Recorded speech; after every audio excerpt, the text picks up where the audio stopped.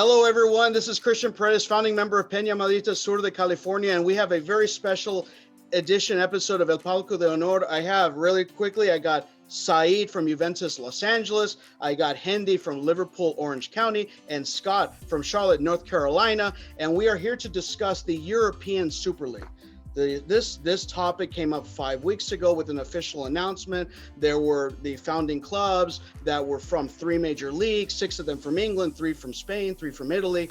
So 3 days later, just to put it into perspective, it pretty much went awry, and the media obviously kicked up a firestorm. Federations got involved, politicians got involved, fans got involved. So Scott, starting with you, how did we get to this point with the Super League? What drove us here, and what were we witnessing?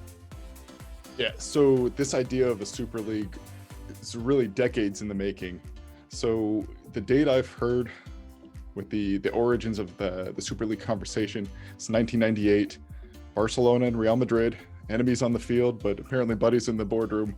They've had this idea to get Europe's best clubs together to change the landscape of football in Europe. So some of the issues they pointed out were dwindling support among the younger fans, stagnation in the leagues. It became very predictable. Everybody knew which teams had a chance of winning, and you just don't get the Leicester City very often. So they wanted to overcome this issue of a very, very predictable league that doesn't appeal to a younger generation. And again, there is some validity there. Even as coaches, as educators, as parents, we know we're always in competition with video games or social media. So there is a need to bring extra value and to show the significance of the game, as opposed to letting the kids just go on to other attractions. So that's where the Super League idea was born. So change the football landscape. And, it really did take its concrete form just very recently. It seems even in the collection of this group of teams, they got together pretty quickly and agreed to terms really over a matter of weeks. If you believe some of the reports, it seems like the Premier League teams really went from just a general concept to now this is the reality within days.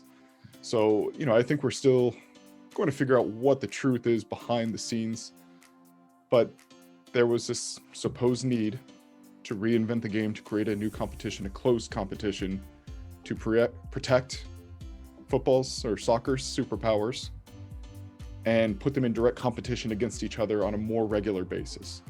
Right. Now, I'll leave that to you. Is that necessary? Of course. But the thing that we have to consider is that, this did not cut, like you mentioned, this did not happen overnight. There are a lot of factors in play here. Hendy, I wanted to go to you now.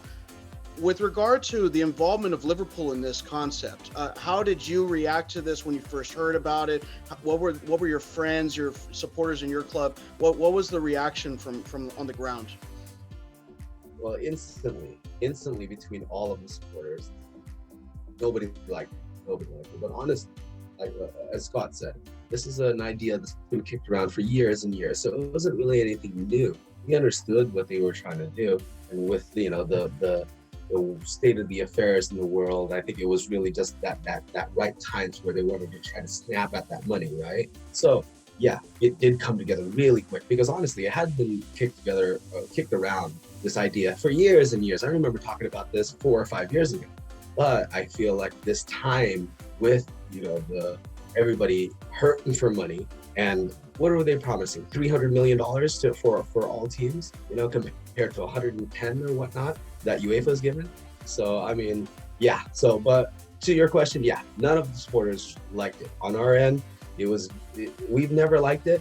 We've always felt that the way that the tournaments are set, the way that the cups are set, these European competitions, that to earn your way in there, it's always been ingrained in our football. It's I don't know. It's earning your way, getting their qualification. It matters. Not just, oh, hey, we're guaranteed there because we signed an agreement with these other guys. Never sat well with us. Mm-hmm. Understood. So Saeed, now Juventus, coming from Italy, having the titles that Juventus have won domestically, European glory, and Andrea Agnelli being the vice chairman next to Joel Glazer. So there was a closer, intimate relationship of the owner with Don Florentino Perez of Real Madrid. How did Juventus Los Angeles react to this? How did you see it? What did you see? Well, first of all, thank you for having me. Great to be on the show. But the reaction initially was that it was just a lot of questions. The announcement kind of just got dropped on everybody right on the game day, after the game day. And I think everybody was just shocked at the beginning. I wouldn't say many Juventus fans weren't necessarily against it. There were, I would say, a split of 35, 65, 35 maybe not liking it, but the majority just, not that they didn't like, they liked it, but they just had more questions. I think we just didn't know enough about what's going on. And unfortunate thing that happened is with the presentation and the way they announced it, with all the questions not answered, the media and everybody else started filling in those questions with their own answers. And everybody started assuming things that we didn't know about. So I think that's where the problem started. And then, the lynch mob comes out to, talk against it. And so, I think it's an interesting idea. It's been around. Agnelli had talked about it. I think Juventus fans were expecting something like this to come out at some point. We just didn't know when. And, Agnelli always has good ambitions, and he's trying to grow and stuff like that.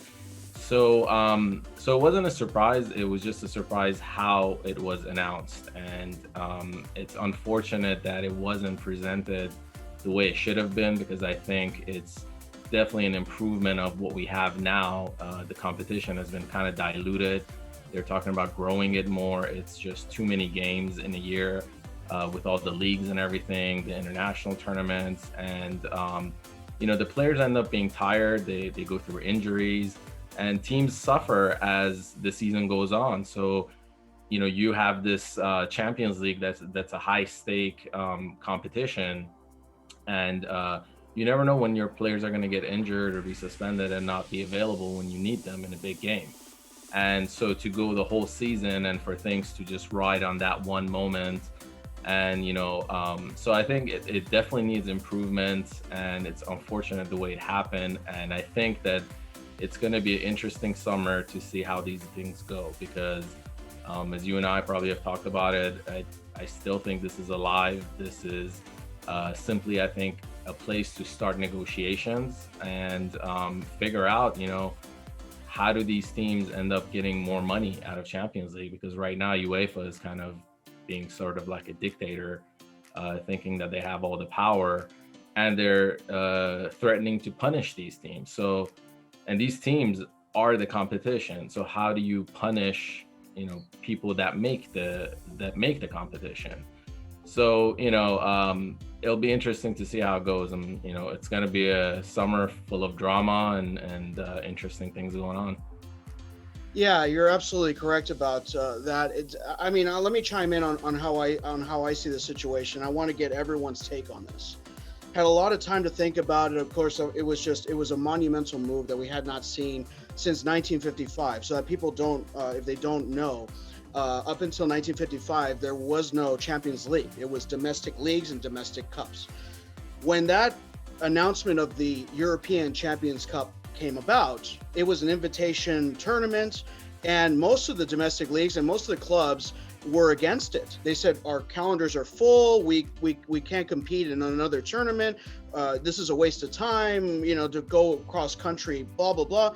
And here we are 60 years later, and it's the most popular, prestigious club tournament in the world. By far. stacked up against the Libertadores, stacked up against the CONCACAF Champions League, and so on and so forth.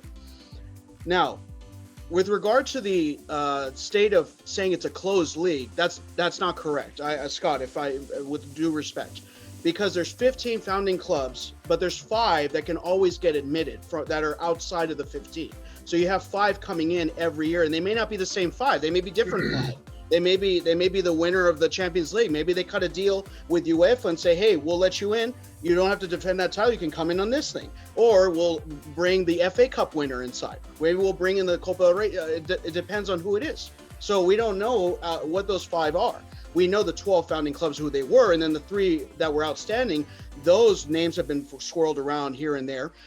But it's inevitable, in my opinion, that this is going to happen, because the expansion of Champions League and now the recent announcement of the study of the World Cup happening every 2 years, this is going to cause much more strife, much more pain to these big clubs. And 3 of us here are supporters of these big clubs, to be able to have a sustaining model to pay these players to compete and to win these titles at a much higher clip in spending revenue. And the revenue sharing that's occurring is not being funneled back to the majority of the clubs that are competing at that level. More money is getting put out to the clubs that participate than the ones that win. And I remember there was an interview by Florentino Perez on a Spanish TV station saying it's 120 million euros to win Champions League. But what was the cost to winning the Champions League? What was the cost of the staff? What was the cost of the players? So those costs are rising, and there's no salary cap. And so you have that, and then you're spreading the revenue stream out with more teams participating that are taking more of a cut. I hate to say this word, but it screams socialism to me. Scott, just want to get your quick take on what I mentioned, any of those points. Yeah, so even with the 5 teams that can come in each year, that's fine. This is really to provide security for the major financial teams across the globe. And when you look at the big teams that weren't invited, it almost seems to me as though the 5 invitations were only because some teams didn't accept their offers. So there was, I think, a way to reframe that where it is a little bit more of a positive for the league, and you can get rid of this closed system conversation. But I think for me, my teams are Real Madrid and Sporting Portugal. So that's my Twitter following. When I remember on that day when I looked at Twitter, I think it was in the minority of Real Madrid fans in my view of this Super League. Especially when Florentino went on TV and he discussed the idea, most bought into it. But my concern was always, when you create this Super League, the Champions League doesn't matter anymore. I mean, that at that point, it's a dead competition. But then if these teams are not playing domestically either, that turns La Liga into AAA baseball. So, and I mean, if you want to look at what that does statistically, and in terms of revenue, I know there's revenue sharing. There would be some trickle down economics there. But the average, I went through the minor league system, the average attendance for Triple League baseball in 2019, so a full year, was 6,591. So the domestic leagues would suffer massively. They would have to have that windfall from the Super League marketing, because there would be virtually no money and no prestige in playing their own competition. And then my other thing is, when you create this more or less a closed system, someone's going to be the Miami Marlins. So if you want to look at the Marlins attendance figures from 2018, they attracted fewer than 1 million fans to the stadium across 81 games. And the percentage that they filled, the percentage of their stadium that they filled each and every game was at 27%. And guys, thank goodness we don't have Arsenal supporters right here on this panel, because someone probably Arsenal, is going to be the Miami Marlins. Well, okay, the thing is, Arsenal and Tottenham don't have Champions League titles. And the reason why they're in this group is because they're very close with Florentino Perez. Very close relationship. I was in Madrid for a Corazon Classic match announcement between Arsenal's legends and Real Madrid's legends. And in Tottenham, they do a lot of business with Real Madrid. A la Gareth Bale, Luka Modric came from Tottenham's. So those two clubs, outstanding from the others, they're in it because of that relationship. So the fire about Arsenal are not a top tier like the club like Liverpool, which is very true on many counts. They've not won Champions League. Liverpool have 6 titles. Hendy, I wanted to go to you now. With regard to the silence, the announcement side of this, where the owner of Liverpool didn't say a word, it was left to Florentino Perez to talk for all of them. Do you think that if the owner of Liverpool would have come out to the English media and put forth the arguments why that Liverpool is involved in this, would that have maybe swayed your opinion on it?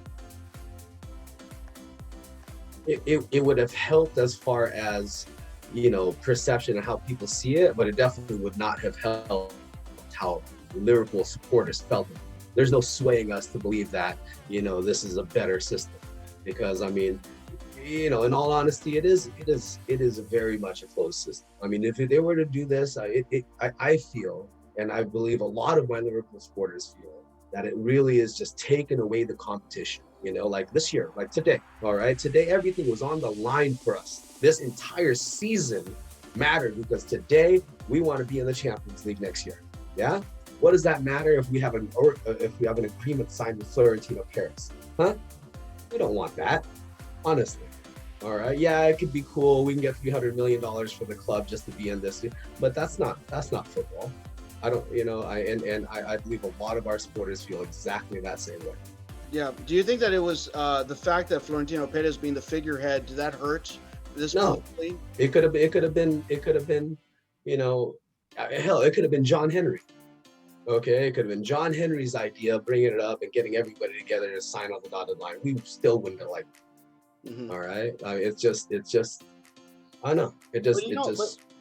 I completely hear where you're coming from and where the other supporters are coming from. It's just that competing, when you're in this type of a new system and you have so much money and you have all these clubs that have the history behind it, they're not going to stop competing. They're going to compete at a higher level. They're going to want to have the best players and the best managers because there's so much pressure behind winning it. We already want to have the best players. We already want to have the best managers. You know, whatever the competitions may be, I want a better record than you. Okay, I want to be in the Champions League. I want it to be, open to. I want to be able to face Dynamo Kiev in the final. Okay, give them that opportunity. You want to play? Okay, all right. What was it? A couple of years ago, there was a team that made it like you didn't think it'd make it up there. But I mean, honestly though, let's really think about this. This boils down to the money. This idea has been kicked around for years and years and years because they want more money. But also another problem, UEFA wants more money. UEFA wants more money by making us play more games. And I'm sure all of us can agree right now, we ask much too much of our players. These are human beings and we want them to run out there and kick a ball for us how many days of the year? Come on. You know, I don't care how much you pay me, man. You can't run these guys into the ground like this. And then you want to play them in a World Cup every 2 years too? Oh my gosh, how much money you want? What? Don't ever. I love having the World Cup every 4 years. Okay, it gives me something to look forward to. Give me a Euro every 2 years. Give me a Champions League every year. Okay, I'll deal with that. But see, these competitions, I feel are set up in a way to really, I don't know. I mean, maybe I'm old school, maybe I'm set in my ways, but that's how I feel football should be. Mm-hmm. You earn your way in, you play your way, and you earn that trophy. Right. Well, these clubs, now I'd like to go to Saeed. The question I have now is, the results and the ratings do not support this populism message we've heard in the media. What do I mean by that? If you look at the last 20 years in Champions League, how many new winners have there been that have never won Champions League? One. Yeah. One. Chelsea. That's it. Everyone else won a Champions League from the 20th century. So this idea of parity or increasing parity is not even occurring under the current UEFA model. And then when you increase expanding the model to bring more teams in, the hope of UEFA is that we're going to have clubs that have never won it win it. But the problem is those clubs are they're not built to compete to win titles. They're built to participate and compete on an entertainment basis, to be in it, but to go through the stages every year, like the Liverpools, like the Juves, like Real, they're just not built for that. I mean, do you see that in a certain way, or am I off base? Yeah, I mean, absolutely. It comes to a point where, a lot of these small teams just want to make it to the Champions League. It's just a foot in the door, so they get that money, and they could care less how they perform. They can go sell their best players and just crap out the competition and just say, we scored 1 goal on Real Madrid or Juventus, and that becomes the pride of the city or whatever. At some point it is nice to have those Cinderella stories, but not at the expense of the big teams all the time, to become a point of that, hey, let's just get our foot in the door and then go all out against Bayern Munich and try to beat them, and then that's it, and then just crap out the rest of them. Or sometimes make the group lopsided, right? You have a lot of these small teams, they come in a group, they lose all 6 games. It makes the group so lopsided. We've seen times where a team that had 12 points ended up getting kicked out of the competition because the other team lost all the games, so it went neck and neck to like goal difference or something. So I don't know how old you guys are, but I miss the back in the days in the 90s where there was the UEFA Cup as well, because that was also prestigious. And then you had the competition at the end of the year where the winners of the UEFA and Champions League played against each other. And that game was a lot like a final itself. That was, that winner of that cup was important. Whereas now, the Super Cup that happens, nobody even cares. Nobody even watches that game to see who won it. Nobody can even mention who won that game. So we do need a little bit of a better, competition that makes it interesting. But the problem, as the guys mentioned with the Super League, was that that incentive. I did have a problem with that model, that it shouldn't necessarily be that you're guaranteed a spot in there no matter what. At least make it in a way where it makes it harder for them or something. There has to be some sort of a system where the team actually cares how they do. So neither model is perfect. As we mentioned, we don't want to have all these extra games. Even for us fans, it becomes too many games. Too many of these games end up clashing on the same day. You might want to watch another game, but you can't because they're all at the same time. So there's definitely need to be a more perfected model, maybe a little bit less games, but it looks like Champions League is going the other way. They're trying to add more teams. So adding more teams. They're trying to turn it into the Olympics. Yeah, it gets diluted. It just looks like that. And Scott, I'd like to go to you now. The ramification, Hendy pointed this out, which I applaud Hendy on this, the ramifications of national team participation, because that was part of the threat, is that if these clubs do this, the players not allowed to play in the World Cup, not allowed to play in the Euro, not allowed to play in those type of competitions. I mean, do you think that could become an inevitability where players are forced to choose to play for the club only or to play for the national team? Do you think that can happen? It's a possibility. It's one that I think all fans would like to avoid.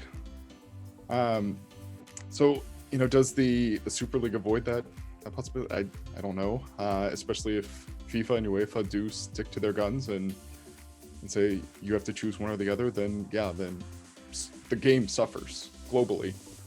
And I don't think that's what any of us want. So, from what I hear, we all want some improvement, some level of improvement, maybe a little more money to our top teams, because we all do root for top teams.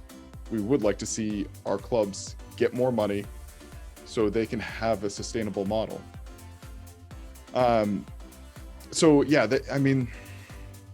I like the idea of improving the competition.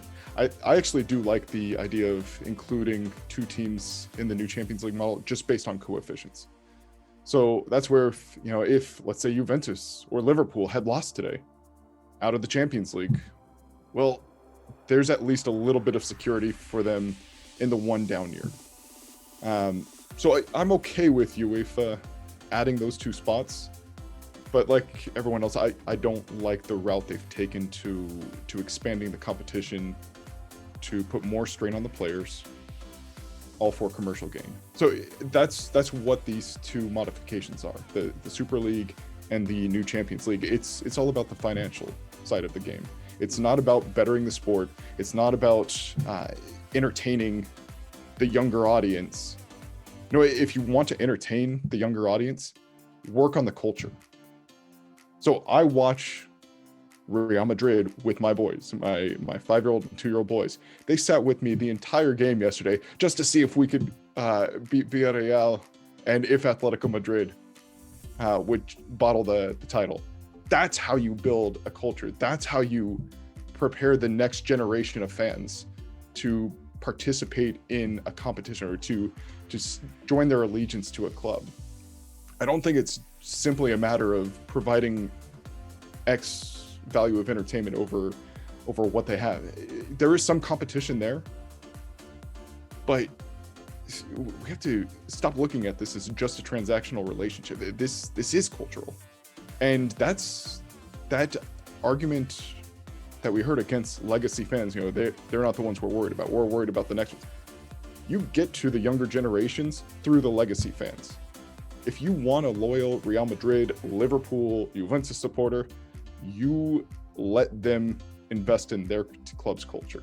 You let them be part of it and build it up, and just take pride in the fact that you are a big club within your country, within La Liga, Serie A.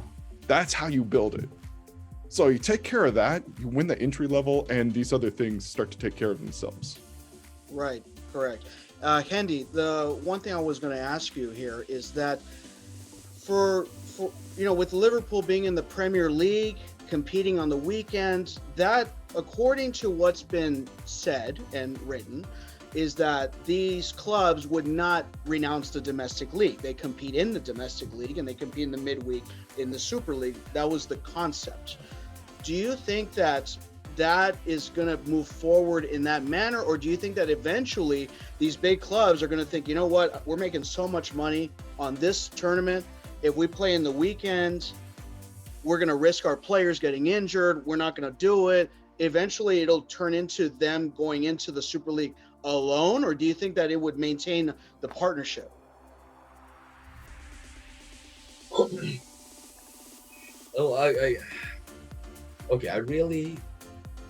really think that Liverpool is going to prioritize Premier League. They're going to prioritize, the competition, the fans that really, really want to see. Because honestly, I really don't think there's much of a Super League future. I feel like really the door is open for UEFA to really, get their act together, because, the entire time, even the many years that they've been kicking this idea around, I really have always thought that it was just something for them to try to encourage UEFA to stop screwing with us, and do, give us more money, do some of the things that the clubs want, and that was kind of the stick that they were trying to use. And I still think that's the game, okay? Because honestly, UEFA still does have a lot of control, right? And with FIFA and all that. And believe me, I don't like FIFA. I'm not FIFA's greatest fan, okay? But I know they got a lot of control in what happens in the modern game, right? So can you really expect to wrangle a league away from them and have these players choose whether they're going to play for club or country? Are you kidding me? No way. Okay, the players are always going to want to play for their club and their country. Okay, they're not going to give up the World Cup. No way. So, all this is just, again, negotiations, trying to whip each other into what they want. But in the end, everybody, both on the Super League organizational and the UEFA organization for how they're trying to do the Champions League, both of them are being way too greedy. Okay, so if they really care about the fans and the future and the kids and appealing to making it a beautiful game again, then they would be all about having the competition, all about allowing for teams to be able to compete. Because a lot of the teams, these small minnow teams, they can't year in and year out, they can't buy the players that they need. They can't, keep up with the Real Madrid or Juventus or Liverpool. It's just impossible. But they can have that 1 year where they're just fired. They're playing crazy football with young kids who nobody knows, then they could win the Champions League, And even if they sell their players after that, whatever the club happens to choose works best for them, financially. But that's the type of action I want to see as far as competition goes, as far as the cups goes, because the cups, that's what they're for, right?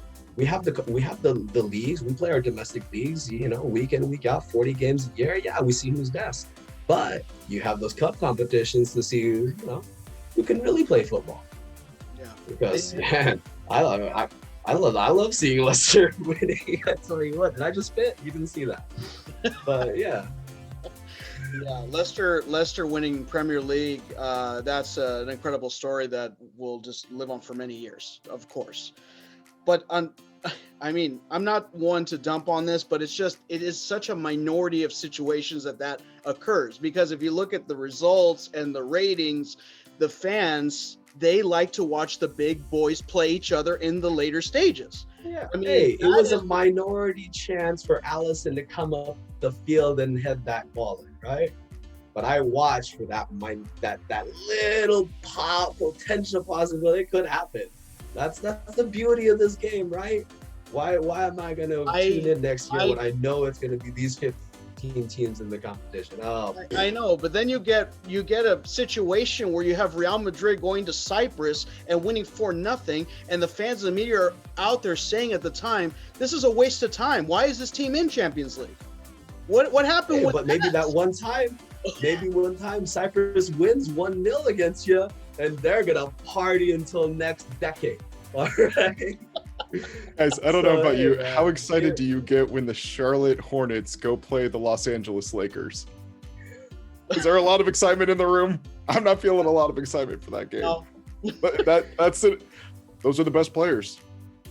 Best basketball players in the world. All in the same system. Yeah, it's just that. Yeah, it's that's the reason why I wanted to get you guys on here, is to hear what you have to say about this. And the problem is that there's a lot of hypocrisy going on in many levels. I mean, the thing that I have to mention this, is that the media is now making a case for the little guy when they're trampling over the little guy every single day, every single week, and talking about the big boys and not talking about that is not mentioned. That is just swept under. I mean, come on. I'm out here to call out BS on all of them. All of them. The fans, Manchester United Stadium, Old Trafford, there was a banner that said, "We decide when you play." Who put that there? What are you talking about? They're like, as if you're treating it like it's a public utility company. Saeed? I mean, am I crazy?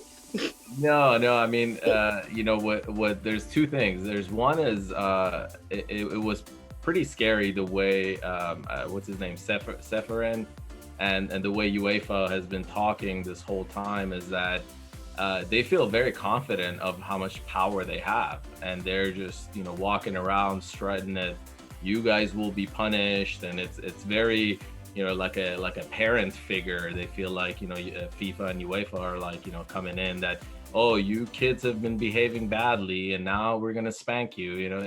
It very much feels that way, where it's like no, this is more of like a business tug of war. There's these people are saying, hey, we know there's more money and we're trying to expose you. And the thing about the fans you were mentioning is that, yeah, if it is for the fans, then where is the broadcast rights where we can all watch the games? I mean, even in other countries, you go to England, you think England is like a place where, oh, let me go to a pub and watch football. They don't have football available in the pubs out there. Not very much. It's, you have to find that one pub that has it, that has the rights. So you walk around all these places, they're not even showing the games. You know, I was out there, I was trying to find Champions League games. And the same out here, you know, every year it changes and you have to figure out what channel and what app and how much you have to pay. And, you know, what about in the smaller countries, right? So which part of that is for the fans? Make it easier for us to see these games, make it easier for people to see these. And that goes back to what Scott was saying about the kids and the culture, is that maybe that's part of the problem, is that these kids, especially here in America, it's in the middle of the day, they're in school, you don't really have a highlight show that shows anything. You have to navigate through apps, you know, God forbid you have an older parent that doesn't know how to operate these things. You know, good luck trying to explain to your dad how to, you know, get the game to watch, you know. So make that part of it easier, you know, make it more accessible for the fans if you really care. And if you want to talk about the tickets, like we were talking about before, how many tickets in the Champions League final go to the actual clubs and how much of it goes to UEFA? You know, so there's all these factors there too. Oh yeah, absolutely. Great point. Now, the one topic I wanted to bring up about this whole concept, which hasn't been touched on, is the women's division. Because just let's play it out just for a moment here. Let's say that the Super League moves forward. There's 3.5 billion euros is being dished out.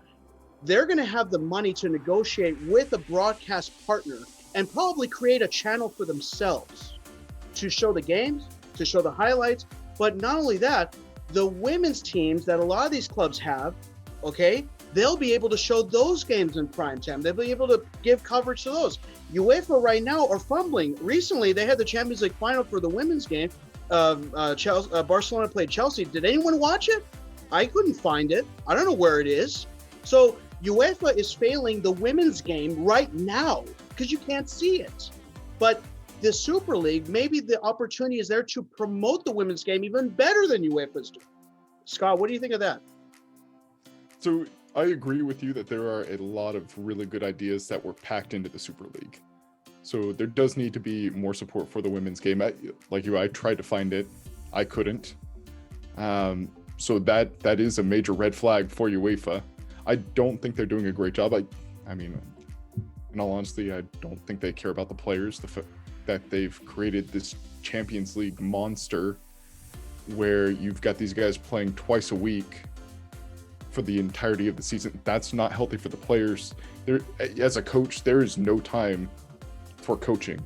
So anything you do, it's recovery plus film sessions. That's it. That's all these coaches will have time for. There will not be field sessions if these guys are playing twice a week. And so again, that's where I think we'll see the domestic league suffer. There will have to be a lot of rotation from these top teams in their domestic leagues. So UEFA has created a problem. So I'm not a fan of either solution, but again, I do think there are some positives in the ideas that Florentino and everyone else has put together. Supporting the women's game is a big one. Broadcast rights, whether that's centralized in a new channel or even just sending out the games through a centralized app, through a Super League, those are great ideas. And I would imagine that UEFA is pulling back because that is conceding power to the clubs. And that is probably, I don't know, there's probably some financial ramifications there. So, I mean, again, I don't like the idea of the Super League because I think it will ultimately turn into a close competition, which won't be very exciting because you are going to have teams who have nothing to play for in the Super League, for the majority of the season. Probably by the time you get to February, it'll be just like the domestic league. Half of the guys, or 3/4 of the teams will be out of it, so there's nothing to play for. That's an issue we face in American sports without promotion and relegation. That's honestly one of the arguments against MLS, which I agree with. I'd love to see some kind of promotion relegation. Yeah. But yeah, great ideas, but there has to be some negotiation, a better path, because we haven't hit the spot yet. Yeah, and you're right. And it seems to me, I mean, to all of us, I mean, Hendy, I would go to you now with Seferin and UEFA.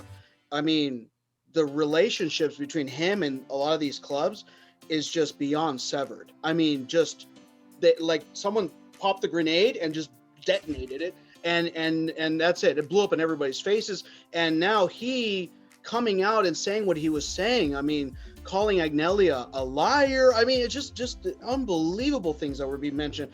Does Seferin keep his job, in your opinion, or does he stay there?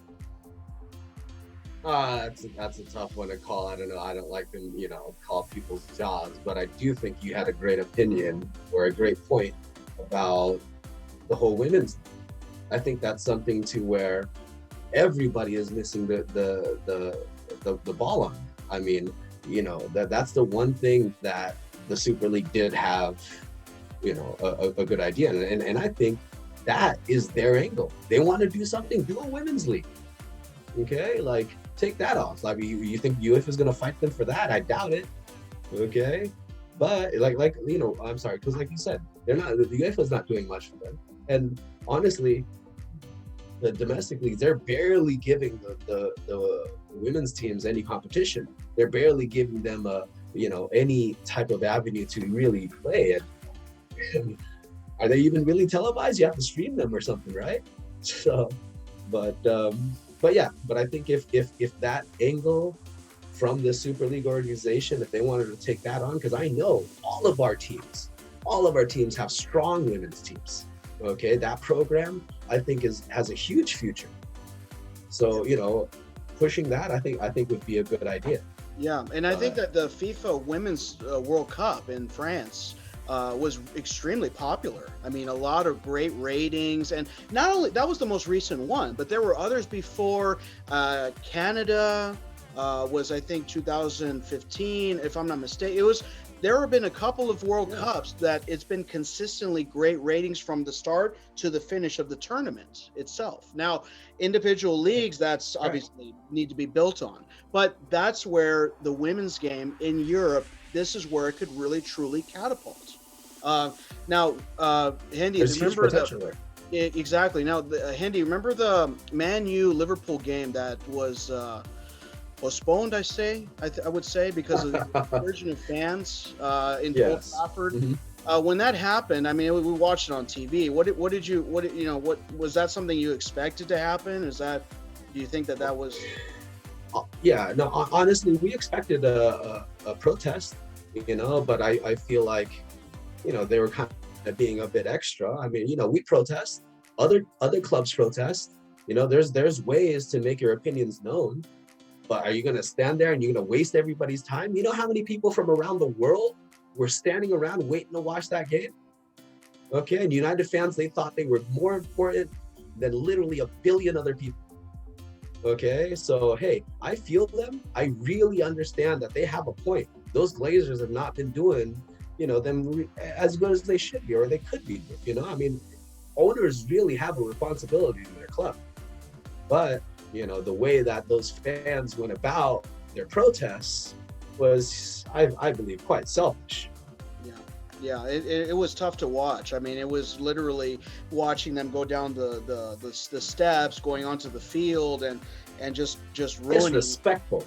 It was disrespectful, absolutely. If it would have happened in Madrid, I would say the same exact thing.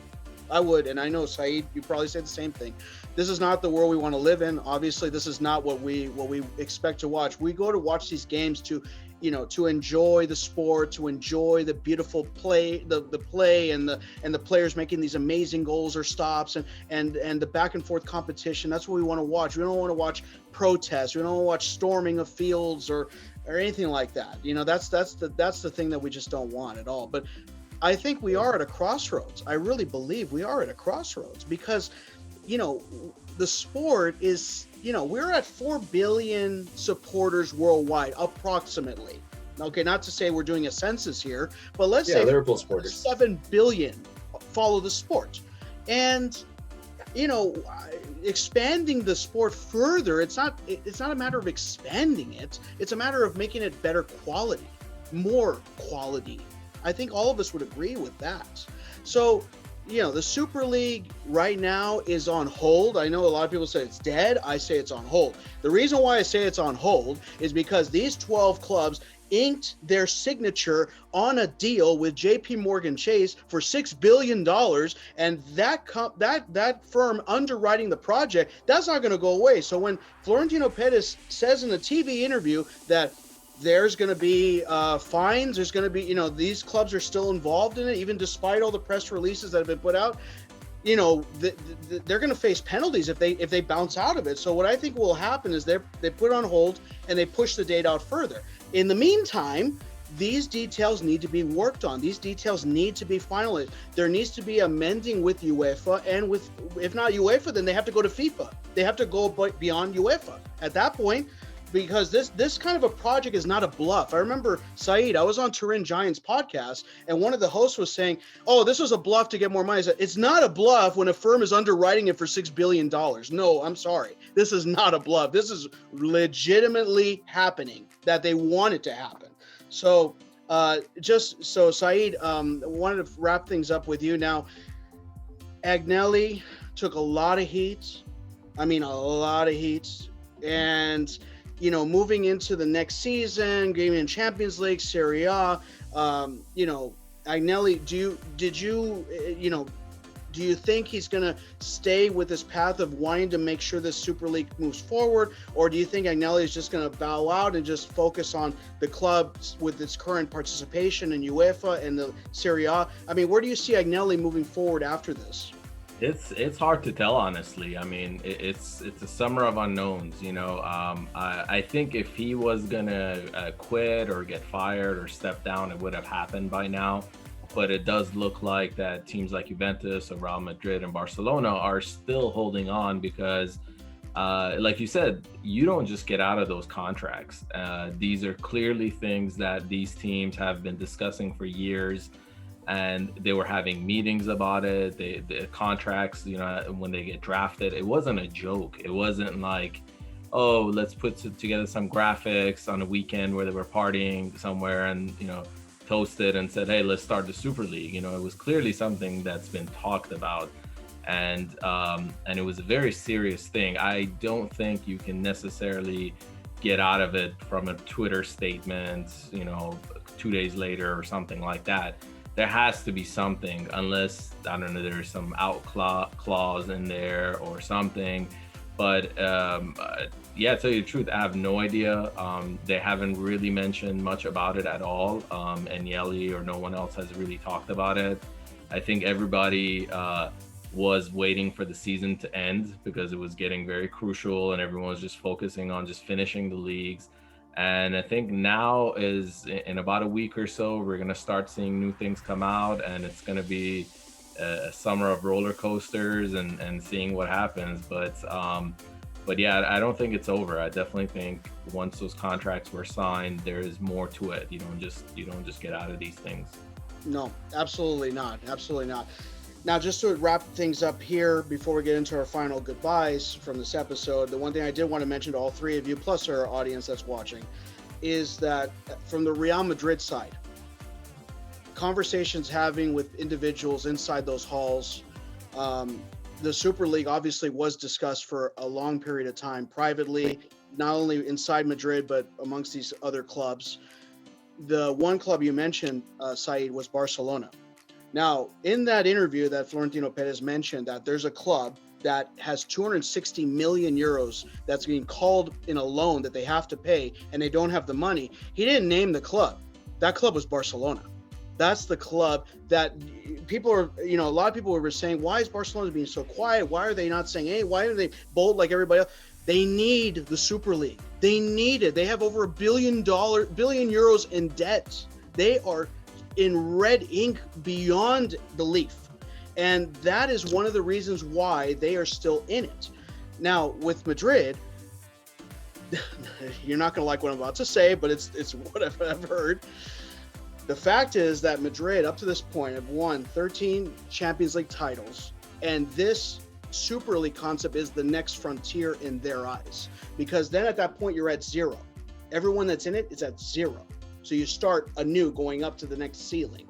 So in their eyes is that we got 13, everyone else is at 7, 6, 5, blah, blah, blah. So now it's, okay, we're here, we've gotten it as far as we can go. Let's go to the next level. That's what the mentality is in a lot of Madridistas. Not 100%, but a lot of them are in that level of what this was, brought forth and what you're trying to put forth in the concept. But there are a lot of Madridistas that are like 20th century, maybe traditional Madridistas that still believe, no, we need to stay within the Champions League model. We need to stay competing in La Liga, competing in the Copa out of the honor of the Spanish League and also the Spanish Federation to compete for the national title and to go after Champions League and all of that. That is still inside the base of wanting to compete at the highest of all the current competitions that are going on at the moment, competing for all of them every single year. So I would not want to put a number to this, but there is a healthy contingency that does want to do the Super League, but there is a larger contingency that does not want to do the Super League. But in the middle of all that, they support the president publicly as much as possible because he got the brunt of all of this criticism. He was the only one out there while all the other owners were behind their desks, not saying a thing.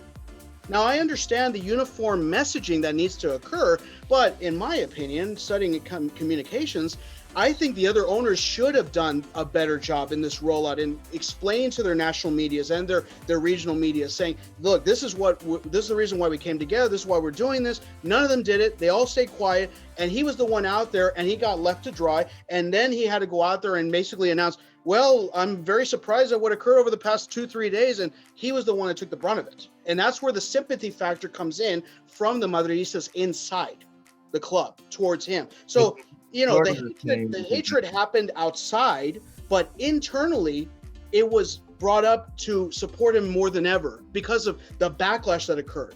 And you know what I'm saying? That's the one thing I wanted to mention to everybody watching here. Any thoughts from anyone before we close out? Scott? Just for me, I am one of those old school people who loves the domestic competitions. I love that we have a competition now that we can trace back historically. And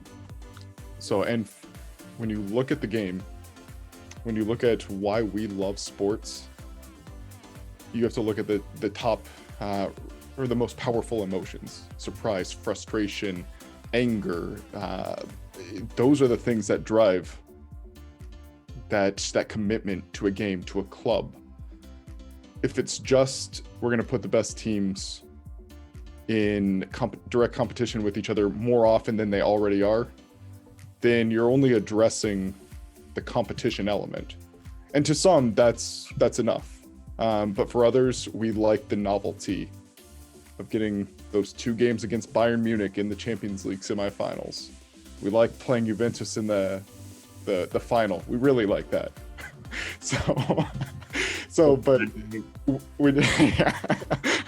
But when you erase those elements, when you erase those emotions, you have nothing to fall back on. So that to me is why I will stay in favor of, I guess, just a traditional format with improvements to the game and the Champions League as it stands. Thank you very much. Hendy, final thoughts. Thank you so much for being on the episode with us. It was a pleasure. Hope to have you on very, very soon. Your final thoughts on this concept and on this storyline. No, I mean, honestly, yeah, no, it's, I very much agree with Scott. I feel like we have a system that works.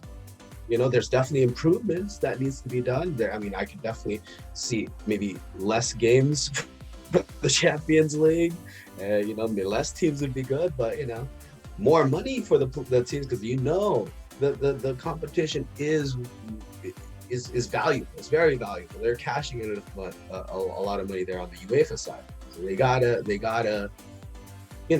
fair, and then we'll play. The teams want to play. They love this competition. Can be very exciting, but it does need improvements.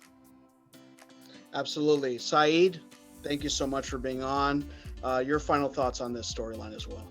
Yeah, I mean, it was great to have this discussion with everyone, and I'm glad you got everybody from different sides to talk about it. So it's definitely interesting to see other perspectives. But I like to say, I think the pillar of the game is the domestic league and the international competitions. I mean, that's what everybody lives for. And the European Champions League and Europa League and everything else is a third, a third competition.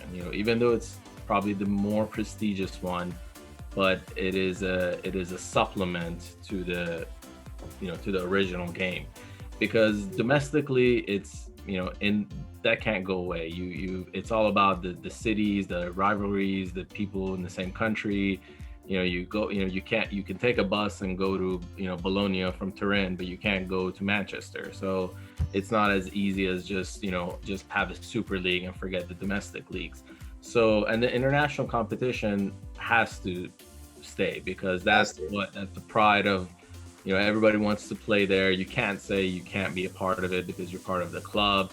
That's just not going to happen. And FIFA will never, ever, ever, no matter what happens, do that. I mean, can you imagine if FIFA says, "Oh, everybody from Real Madrid, Juventus, Barcelona not be in the World Cup or Euros?" I mean, you're talking about teams that get depleted, right? How do you have a team? So those competitions have to be there. So it's the third one that they need to work with people. And I think between the Super League teams and the UEFA and all that, they just need to come together, with something mutual that is good for everyone.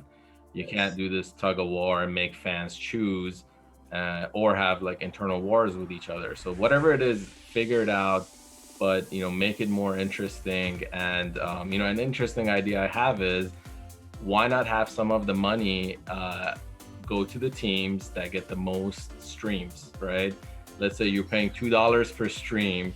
Let's see who pays for, who pays to watch Ruben Kazan versus, some Cyprus team, and who's going to watch Real Madrid and Juventus, So you put it that way, then the money goes to the right people. So, that's a thought right there. There you go. That's a heck of a point. I'm going to send this video off to UEFA and see if they buy into that. No, I'm just kidding. Hey, we're open for interviews next week. There it is. There it is. All right, everyone. I want to thank you so much for being on this episode. Everyone that's watching, please hit the notification bell. Please subscribe to the channel. Please follow Juventus Los Angeles, Liverpool Orange County, and also Coach Scott Martin. Because, Coach, great to have you on this episode, and hope to have all three of you on the show again, and also in person. Hopefully soon in person we can hang out. Very soon. All right, everyone. All right. Take care, everybody. Cheers, yo.